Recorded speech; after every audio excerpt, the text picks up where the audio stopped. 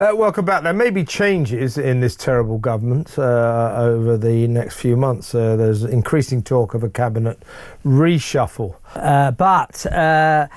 Well, first of all, Isabel, what are your thoughts? We're going to talk about Lisa Nandy. Apparently, too many colleagues feel she's very lazy. She only does 2 days a week, they say. I don't know the truth of this. Certainly, I believe she's been very negligent presiding over the decline of the BBC.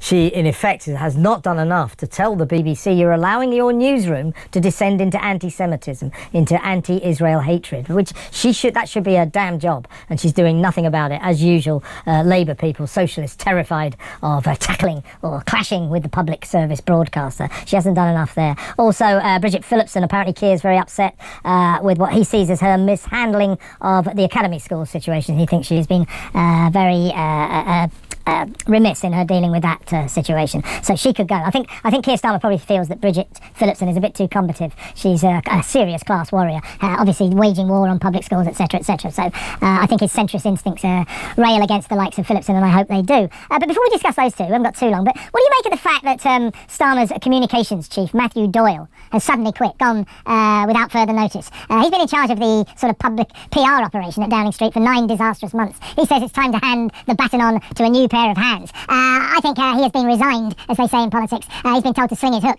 because it's typical. You see, people like Starmer don't get it. You should put proper journalists in charge of your communications operation. They understand how the papers work. They understand how the TV stations and the radio stations work. Matthew Doyle didn't have a clue, and the disaster has been horrible for us all to behold. So I think he's been given his marching orders.